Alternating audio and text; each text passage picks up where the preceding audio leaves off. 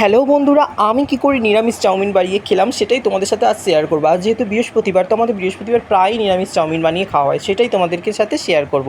প্রথমেই গরম জল বসিয়ে দিয়েছি, তাতে একটু নুন ফেলে দিলাম এবং তারপরেই চাউমিনগুলো ভেঙে গুঁড়িয়ে ওতে দিয়ে দেবো, যাতে একটু ভালোভাবে সেদ্ধটা হয় এবং নুনগুলো ভালো করে ঢুকে যায়।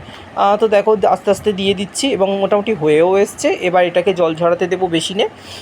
তো বেসিনে আমি এটাকে রেখে দিয়ে পুরো থালায় ঢেলে দিলাম এবং তারপরে কড়াটা ভালো করে ধুয়ে নিলাম, যাতে কড়াতেও না জড়িয়ে যায় আর চাউমিনটা যাতে জড়িয়ে না যায়, যাতে ঝুড়ো ঝুড়ো খেতে লাগে।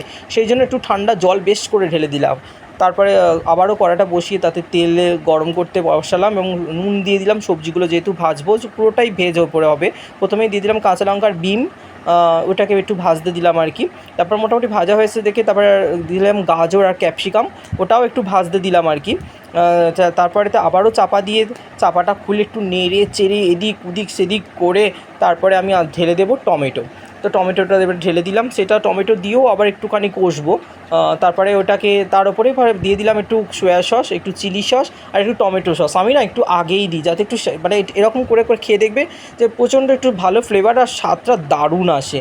ওটা দিয়ে দেওয়ার পরেই আমি একটু ইয়েটা দিয়ে দিলাম, চাউমিনটা দিয়ে দিলাম, পুরো ফ্রাইড রাইসের মতো খেতে লাগবে। তারপর একটু জিরে গুঁড়ো ছড়া দিয়ে আর ধনেপাতা দিয়ে আবারও একটুখানি নাড়বো, একটু হালকা হালকা করে ফ্রাই করব।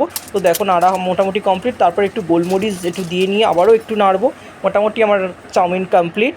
তারপরে একটু প্লেটে সাজিয়ে নিয়েছি এবং তাতে একটু টমেটো সস আর কাসুন্দি দিয়ে আমি সার্ভ করে নিলাম।